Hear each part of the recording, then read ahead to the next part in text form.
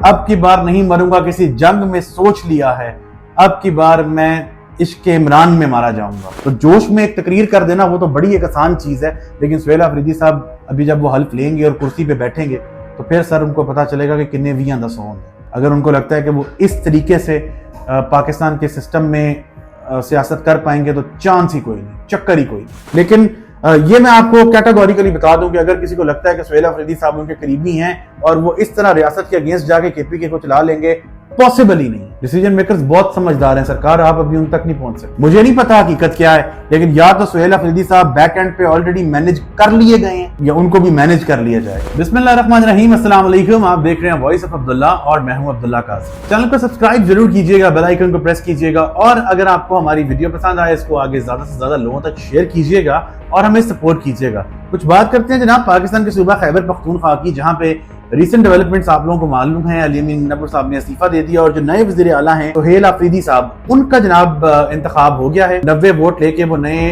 KPK के वज़ीर आला मुंतखब हो गए हैं।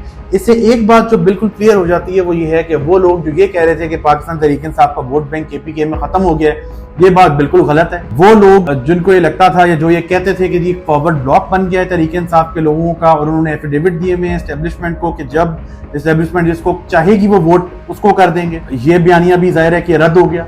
किसी किस्म की कोई रुकावट जो है वो नहीं डाली गई।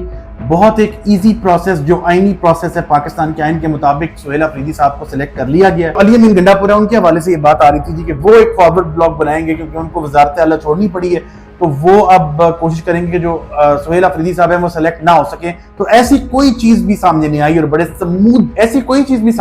और बड़े स्मूथ प्रोसेस से जो है वो सुहेल अफरीदी साहब जो हैं वो सीएम केपीके मुंतखब हो गए। मुझे लगता है कि ऐसा इसलिए हुआ है कि बिटवीन द लाइंस बड़ा एक सख्त मैसेज एस्टेब्लिशमेंट की तरफ से डीजीआईएसपीआर की प्रेस कॉन्फ्रेंस जो है उसमें तहरीक इंसाफ को दे दिया गया था। जाहिर है कि हमारे जो डिसीजन मेकर्स हैं वो कोई भी ब्लंट शॉट नहीं खेलते या कोई वीक पॉइंट वो नहीं अपना किसी को देना चाहते, तो उनको भी जाहिर है कि लगा होगा कि अभी इसमें रोड़े अटकाना जो है वो बिल्कुल किसी सूरत ठीक नहीं है, बाद में हम देखेंगे कि हमने इसको कैसे मैनेज कर। खैर जनाब वो इलेक्ट होते हैं और इलेक्ट होके सुहेल अफरीदी साहब जो है वो अपनी तकरीर का आगाज करते हैं शेर से कि अब की बार नहीं मरूंगा किसी जंग में, सोच लिया है अब की बार मैं इश्क इमरान में मारा जाऊंगा। इससे मिलता जुलता या गालिबन यही शेर था। इससे आप अंदाजा लगा सकते हैं कि जो सुहेल अफरीदी साहब हैं वो इमरान खान साहब के नाम का उनको वोट पड़ा है और उन्होंने उनको वज़ीर आला बनाया, इस बात को उनको इदराक है। वो पूरी तरह से इमरान खान साहब के साथ हैं। इमरान खान साहब को वो अपने अल्फाज के थ्रू वो सपोर्ट कर रहे हैं। दीगर अगर हम बात करें तो जो डीजीआईएसपीआर साहब ने पॉइंट्स उठाए थे अपनी प्रेस कॉन्फ्रेंस में पेशावर में, बिल्कुल उन सब का जवाब दिया है सुहेल अफरीदी साहब ने और बड़े जारहाना अंदाज में दिया है। जिसमें जो मेन स्ट्रीम बात थी वो ये थी कि उन्होंने कहा है जी कि जो अगर मेरा लीडर इमरान खान ये चाहता है कि मिलिट्री ऑपरेशन केपीके में ना हो तो फिर हम केपीके में मिलिट्री ऑपरेशन नहीं होने देंगे। और ये स्ट्रेट अवे एक उन्होंने एक तड़ी कह लें, धमकी कह लें या थ्रेटन किया है पाकिस्तान की जो डिसीजन मेकर्स हैं उनको। जाहिर है कि पाकिस्तान में इस वक्त अच्छा फिर दीगर उन्होंने ये कहा कि जो तालिबान हमारे भाई हैं 50 साल से वो हमारे साथ रह रहे हैं और आप उनको धक्के मार के निकाल रहे हैं तो ये हम किसी सूरत नहीं होने देंगे। उसके बाद उन्होंने कहा जी कि अवाम इमरान खान के साथ है और इमरान खान ही अवाम है और मतलब पूरी तरह से हर लिहाज से वो इमरान खान साहब को सपोर्ट करते हुए नजर आए। जो $1 मिलियन क्वेश्चन है जिस पे बात होनी चाहिए वो ये है कि क्या सुहेल अफरीदी साहब इस तरह से सियासत कर पाएंगे? क्या वो खैबर पख्तूनख्वा के वज़ीर आला जितना स्मूथली वो सिलेक्ट हुए हैं उतना स्मूथली वो सिस्टम को चला सकेंगे? तो मैं अगर अपनी बात करूं और पाकिस्तान की हिस्ट्री देखूं तो मेरे दिमाग में तो बहुत सारे सवालात होते। मिलिट्री ऑपरेशन की जहां तक बात है तो मिलिट्री ऑपरेशन इस वक्त पाकिस्तान की जरूरत है। जो अफगानी भाई जिनको हमने जगह दी 50 साल वो हमारे साथ रहे, इसमें कोई शक नहीं है, लेकिन आपको ये चीज समझने की जरूरत है कि जब वो लोग टेररिस्ट एक्टिविटीज में इन्वॉल्व होंगे, जब वो पाकिस्तान को नुकसान पहुंचाने पे उतर आएंगे, जब वो पाकिस्तान की स्टेट को जिसने उनको जगह दी, जिसने उनको मुश्किल वक्त में उनका साथ दिया, उसके अगेंस्ट खड़े हो जाएंगे, तो फिर स्टेट की मजबूरी बन जाएगी कि स्टेट जो है वो उनके खिलाफ क्रैकडाउन करे। दुनिया की कोई भी स्टेट होती तो वो यही करती जो पाकिस्तान ने तालिबान के साथ किया। नागुज़ीर हो गए थे मामलात, कॉन्टिन्यूसली उनकी जो फोर्सेज हैं वो पाकिस्तान की आर्मी के ऊपर अटैक कर रही थी, हमारे जवान शहीद हो रहे थे, हमारे अब जो रिसेंट एक्टिविटीज थी उनमें दीगर जो सीनियर अफसर हैं वो भी शहीद होना शुरू हो गए थे, तो किसी वक्त एक्शन तो लेना था। तो पाकिस्तान की जो मिलिट्री एस्टेब्लिशमेंट है वो तो कहती है जी कि किसी सूरत हम इस ऑपरेशन से पीछे नहीं हटेंगे। सुहेल अफरीदी साहब कहते हैं कि हम ये ऑपरेशन होने नहीं देंगे। अब जब इस तरह की बिल्कुल 1-to-1 लड़ाई हो जाती है तो याद रखिएगा उसमें जीतता हमेशा वो है जो पावर में ज्यादा होता है। पाकिस्तान की हिस्ट्री आप उठा के देख लें कि पावर में हमेशा कौन रहा है। ये तो बिल्कुल इस वक्त लग रहा है कि 101 यानी कि इमरान खान साहब वर्सेस इसको आसिम मुनीर साहब, या पीटीआई वर्सेस एस्टेब्लिशमेंट, या फिर जो पाकिस्तान की जो मिलिट्री ऑपरेशन है वर्सेस सुहेल अफरीदी साहब है। तो अगर सुहेल अफरीदी साहब इतने खिलाफ थे पाकिस्तान की एस्टेब्लिशमेंट के ऑपरेशन के जो वो तालिबान की अगेंस्ट कर रही है, तो फिर वो इतना इजीली कैसे सिलेक्ट हो गए? ये सारी चीजें जो हैं वो जहन को, दिमाग को, सोच को शकूक व शुबहात में डालती हैं। देखें, पॉसिबिलिटीज बहुत सारी हो सकती हैं। अपेरेंटली तो हमें नजर आ रहा है कि सुहेल अफरीदी साहब इमरान खान के साथ हैं, उन पर जान निछावर कर रहे हैं, लेकिन सियासत बड़ी बेरहम चीज है। ये हो सकता है, पॉसिबिलिटी है कि सुहेल अफरीदी साहब को पहले से मैनेज कर लिया गया हो और उनको कहा हो कि ठीक है आप अपेरेंटली जो करते हैं करें, बैक एंड पे आप हमारी इंस्ट्रक्शंस को फॉलो करेंगे। क्योंकि जब अली अमीन गंडापुर साहब को इमरान खान साहब ने लगाया था तो उनको यही लगता था कि इमरान खान को अगर कोई जेल से निकलवा सकता है तो वो अली अमीन गंडापुर है, और ये जनाब एक जत्था लेके पंजाब में जाएगा और वो लोग इतने ज्यादा होंगे कि रियासत जो है वो उसके ऑपरेशन फेल हो जाएंगे और अली अमीन गंडापुर जो है वो फिर इमरान खान को जेल से निकाल लेगा। लेकिन अली अमीन गंडापुर साहब जब सीट पे आए तो उनको पता चला कि गलविच हो रहे, इस तरह मैं नहीं चल सकता। फिर आपने देखा कि उनके लिए जब उन्होंने एक रेड लाइन को क्रॉस करने की कोशिश की तो उनके लिए मुश्किलात पैदा की गई। तो जोश में एक तकरीर कर देना वो तो बड़ी एक आसान चीज है, लेकिन सुहेल अफरीदी साहब अभी जब वो हल्फ लेंगे और कुर्सी पे बैठेंगे तो फिर सर उनको पता चलेगा कि किन्ने वी आंदा सौंद है। अगर उनको लगता है कि वो इस तरीके से पाकिस्तान के सिस्टम में सियासत कर पाएंगे तो चांस ही कोई नहीं, चक्कर ही कोई नहीं। हमारे यानी कि जिन्होंने उनको मैनेज करना है वो उनको पता है कि उन्होंने कैसे करना है। अगर तो वो जाहिर है कि वो उनकी वो बात मान लेंगे तो मामला आसान हो जाएंगे, और अगर वो इसी तरह की कन्वर्सेशन करते हैं जो उन्होंने कहा है कि किसी सूरत में ऑपरेशन नहीं होने दूंगा, तो फिर सुहेल अफरीदी साहब जो हैं उनके लिए मामला बहुत मुश्किल हो जाएंगे और सूबा चलाना बहुत मुश्किल इसलिए हो जाएगा क्योंकि ये तो एक जज्बाती बात है ना जी, वो हमारा वज़ीर आला बन गया जी, वो आ गया, उसने फलाने को रगड़ दिया, ये कर दिया, वो कर दिया। वो मेरे भाई इस तरह नहीं होता। जब वो वज़ीर आला होंगे तो वो जो सिक्योरिटी की मीटिंग्स होंगी उसमें चारों जो सूबे हैं उनके वज़ीर आला मौजूद होते हैं। अली अमीन गंडापुर साहब बातें तो वो जो भी करते थे वो सिक्योरिटी मीटिंग्स में जाके रिक्वेस्ट करते थे फील्ड मार्शल से कि इमरान खान साहब मेरे लीडर हैं, मेहरबानी करके इनके लिए कुछ करें। सुहेल अफरीदी साहब ने पार्लियामेंट में खड़े होकर, असेंबली में खड़े होकर तकरीर कर दी है, वो एक अलग चीज है। कल को जब मीटिंग होनी है सिक्योरिटी स्टेट की तो उसमें ये मौजूद होंगे मरियम नवाज साहिबा, मुराद अली शाह साहब और वज़ीर आला बलूचिस्तान और हमारे आर्मी चीफ, वो वहां पे फील्ड मार्शल साहब भी मौजूद होंगे। आपको लगता है कि सुहेल अफरीदी साहब इस लहजे में वहां पे बोल सकेंगे? अगर आपको लगता है तो फिर मुझे लगता है कि आप अभी ट्रॉफियां खाएं आपको।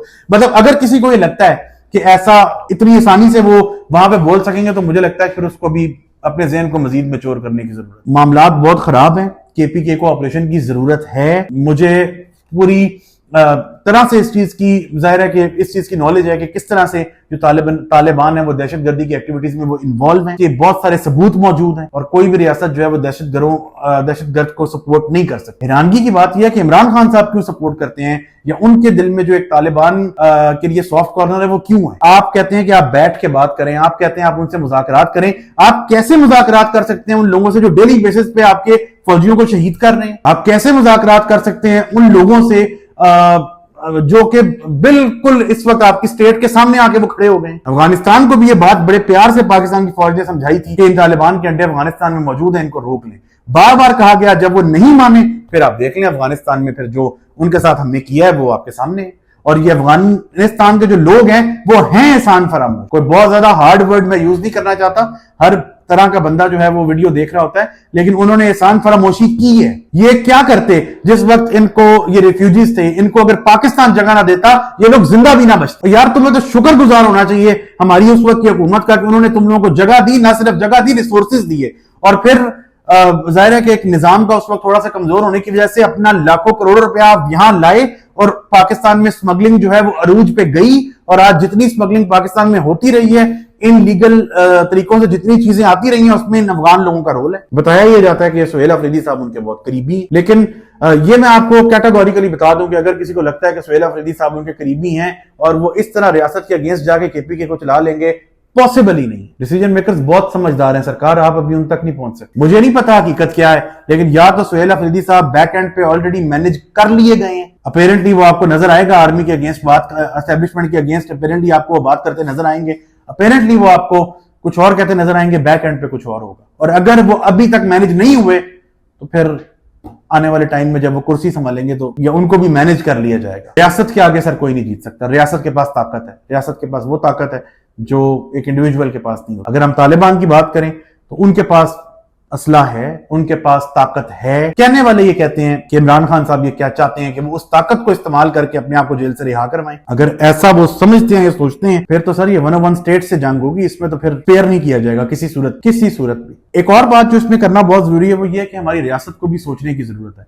हमारे जो इदारे हैं हमारे लिए बहुत काबिल एहतराम है। पाकिस्तान की फौज के बगैर पाकिस्तान नहीं चल सकता। पाकिस्तान की फौज नागुज़ीर है, जरूरी है पाकिस्तान के लिए। पाकिस्तान को जो दुनिया में आज इज्जत मिल रही है, जो हर मुल्क पाकिस्तान पाकिस्तान कर रहा है, इसमें अगर किसी का किरदार है तो वो हमारे फोर्सेस का और मौजूदा फील्ड मार्शल आसिम मुनीर साहब का है। लेकिन जो माजी में जो गलतियां हुई हैं उनसे सबक सीखने की जरूरत है। ये वो तालिबान जो आज हमारे समझे के गले की हड्डी बन गए हैं या वो आज मुश्किलात का बायस हमारे लिए बन रहे हैं, तो इनको बनाया किस? ये रिलीजियस एक्सट्रीम एलिमेंट्स क्यों आए पाकिस्तान में, कौन लेके आया, किस मकसद के लिए लाए गए, और फिर वो आपके अपने गले पड़ गए। इज्जत के साथ, एहतराम के साथ हम सिर्फ ये कहते हैं कि माजी की गलतियों से सीखें, नया तजर्बा कोई ना करें।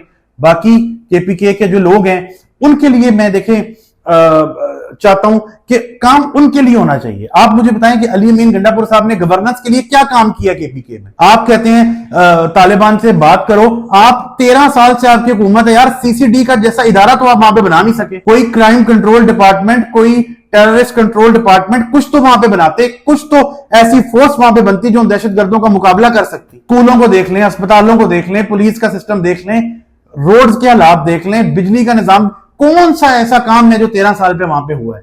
परवेज खटक साहब के दौर में काम हुआ था, बाद में फिर जाहिर है कि उनको हटा दिया गया। उनको क्यों हटाया गया वो भी मुझे तो पता है, लेकिन हम आप क्या बताएं कि किस तरह बुश्रा बीबी के कहने पे उनको हटाया गया, और फिर कोई काम पिछले 3-4 साल में केपीके के लोगों के लिए वहां पे नहीं हो रहा। सारा फोकस सिर्फ इस चीज पे है कि इमरान खान साहब को जेल से रिहा कराया जाए। आपके लीडर हैं, आप मेहनत करें, कोशिश करें। वहां के जो एमएनएज हैं, एमपीएज हैं, उन्होंने नाम पे इमरान खान साहब के वोट लिए है। पीटीआई के नाम के बगैर उनको कभी वोट ना पड़ता, लेकिन वहां की अवाम के लिए कुछ करें।